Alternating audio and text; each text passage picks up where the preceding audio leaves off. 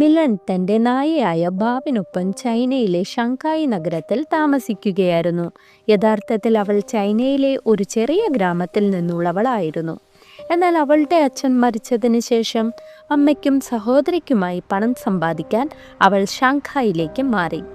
മിലന്റെ സ്വഭാവം വളരെ നല്ലതായിരുന്നു. അവൾ ഒരു ടോയ് ഷോപ്പിൽ ജോലി ചെയ്തു വന്നു. അവൾക്ക് കളിപ്പാട്ടങ്ങൾ ഏറെ ഇഷ്ടമായിരുന്നു. പക്ഷെ അവയിൽ ഏറ്റവും അധികം ഇഷ്ടപ്പെട്ടിരുന്നത് പാവകളെ ആയിരുന്നു. ടോയ് ഷോപ്പിൽ ജോലി ചെയ്തതിനാൽ അവൾക്ക് ഡിസ്കൗണ്ടിൽ തന്നെ ഇഷ്ടപ്പെട്ട ഡോളുകൾ വാങ്ങാൻ കഴിഞ്ഞു. അവളുടെ വീട്ടിൽ വിവിധ രാജ്യങ്ങളിൽ നിന്നുള്ള വ്യത്യസ്തവും പ്രത്യേകതയുമുള്ള ഡോളുകളുടെ വലിയ ശേഖരം തന്നെ ഉണ്ടായിരുന്നു. ഒരു ദിവസം അവളുടെ ഷോപ്പിലേക്ക് limited edition Labubu doll collection എത്തി. എല്ലാ ഡോളുകളും എത്തിയതും ഉടൻ തന്നെ വിറ്റു തീർന്നു. പക്ഷെ ഒരു ഡോൾ മിലൻ മുമ്പേ തന്നെ തനിക്ക് വേണ്ടി മാറ്റിവെച്ചിരുന്നു.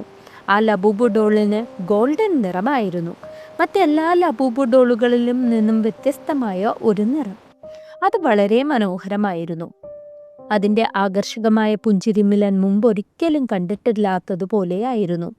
മിലൻ ആ ഡോൾ വീട്ടിലേക്ക് കൊണ്ടുപോയി. അന്ന് അവൾ വളരെ സന്തോഷത്തിലായിരുന്നു. അവൾ ആ ഡോളിനെ നോക്കിക്കൊണ്ടേയിരുന്നു. അതിൻ്റെ നീലക്കണ്ണുകൾ, ഗോൾഡൻ നിറമുള്ള മൃദുവായ രോമം, നീണ്ട ചെവികൾ, വലിയ പല്ലുകളോടെയുള്ള പുഞ്ചിരി എല്ലാം അവൾക്ക് വളരെ ഇഷ്ടമായി. അവൾ ഡോളിനെ ചേർത്തു പിടിച്ചു. അതിൻ്റെ നിരവധി ഫോട്ടോകൾ എടുത്തു.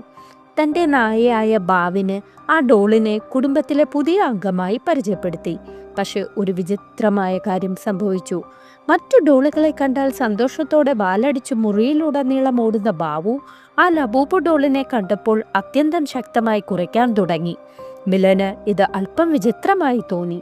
പക്ഷെ ബാവു ഭയപ്പെടുന്നുണ്ടാകുമെന്ന് അവൾ കരുതി. അതിനാൽ അവൾ ഡോളിനെ ഷെൽഫിൽ വെച്ചിട്ട് ഉറങ്ങാൻ പോയി. മിലനൊപ്പം എല്ലായ്പ്പോഴും ഉറങ്ങുന്ന ബാവു ആ ഡോളിനെ നോക്കിക്കൊണ്ടേയിരുന്നു. ഒടുവിൽ അത് മുറിയിൽ നിന്ന് പുറത്തേക്ക് ഓടി. അടുത്ത ദിവസം ഷോപ്പിലേക്ക് പോകുന്നതിന് മുമ്പ് ബാവു വീണ്ടും ആ ഡോളിനെ നോക്കി ശക്തമായി കുരയ്ക്കാൻ തുടങ്ങി. മിലൻ വീട്ടിൽ നിന്ന് പുറപ്പെടാൻ പോകുമ്പോൾ ബാവു അവളുടെ ജീൻസ് പിടിച്ചു അവളെ ഷെൽഫിനരികിലേക്ക് വലിക്കാൻ തുടങ്ങി. മിലൻ ബാവിനെ ശാസിച്ചു. പക്ഷെ അത് കേട്ടില്ല. ഒടുവിൽ അവൾ കോപത്തിൽ ബാവിനെ ബാത്റൂമിൽ ഇട്ട് പൂട്ടിയ ശേഷം കടയിലേക്ക് പോയി. അന്ന് അവളുടെ ജീവിതത്തിലെ ഏറ്റവും മോശം ദിവസമായിരുന്നു. സാധാരണയായി എല്ലാവരോടും സ്നേഹത്തോടെ സംസാരിക്കുന്ന മിലൻ അന്ന് ഒരു കസ്റ്റമറുമായി തർക്കിച്ചു. അവൾക്ക് തന്നെ മനസ്സിലായില്ല എന്തിനാണ് അത്രയും കോപം വന്നതെന്ന്. അവളുടെ ബോസ് അവളെ ശാസിക്കുകയും ജോലിയിൽ നിന്ന് പുറത്താക്കുകയും ചെയ്തു. കരഞ്ഞുകൊണ്ട് മിലൻ വീട്ടിലേക്ക് തിരിച്ചു. അവൾ ബാത്റൂം തുറന്നു. ബാവു ശക്തമായി ഓടി അവളുടെ അടുത്തേക്ക് വന്നു. അവളുടെ കരച്ചിൽ കണ്ടപ്പോൾ അത് ശാന്തമായി. അതിൻ്റെ കണ്ണുകളിലും കണ്ണുനീർ നിറഞ്ഞിരുന്നു. അന്ന് രാത്രി മിലൻ വേഗം ഉറങ്ങി. ഉറക്കത്തിനിടയിൽ അവൾ ഒരു വിചിത്രമായ ചിരി കേട്ടു. മുമ്പൊരിക്കലും കേട്ടിട്ടില്ലാത്ത ഒരു തരം ചിരി.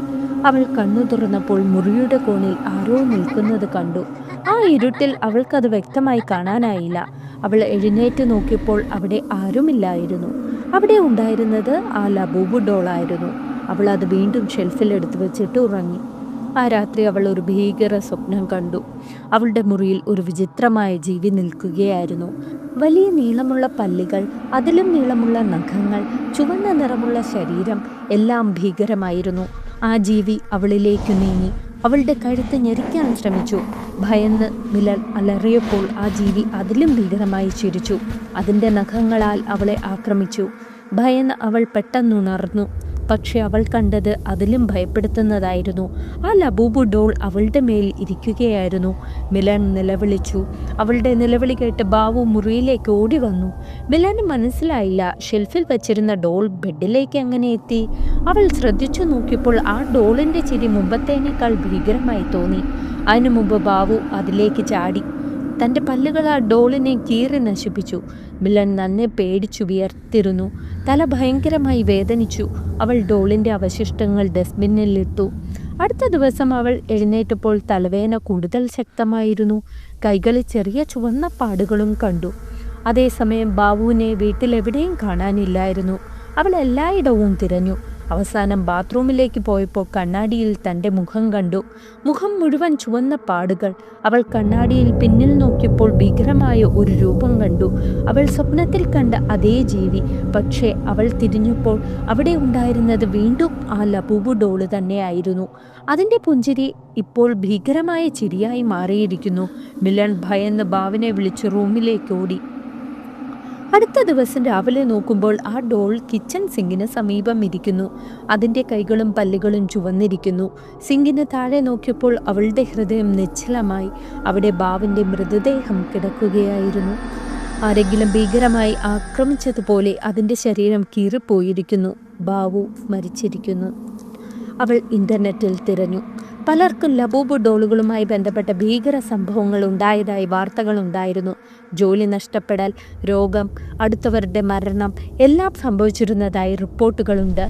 ഭയന്ന മിലൻ ഡോളിനെ കത്തിച്ചു. അതിൻ്റെ ചാരം ഒരു ജാറിൽ നിറച്ച് അടുത്തുള്ള നദിയിൽ ഒഴുക്കി. അന്ന് രാത്രി അവൾ ഇതെല്ലാം തൻ്റെ സഹോദരിയോട് ഫോണിൽ പറഞ്ഞു. അവൾക്ക് തോന്നി പ്രശ്നം അവസാനിച്ചുവെന്ന്. പക്ഷേ അടുത്ത ദിവസം രാവിലെ മിലൻ്റെ മൃതദേഹം അവളുടെ വീട്ടിൽ കണ്ടെത്തി.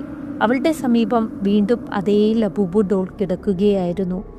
നിങ്ങൾക്ക് എന്താണ് തോന്നുന്നത്? ആ ലബൂബു ഡോൾ ശരിക്കും ശപിക്കപ്പെട്ടതാണോ? അതിൽ ഒരു ഡീമൻ ഉണ്ടോ? അല്ലെങ്കിൽ ഇത് വെറും അഭ്യൂഹമോ?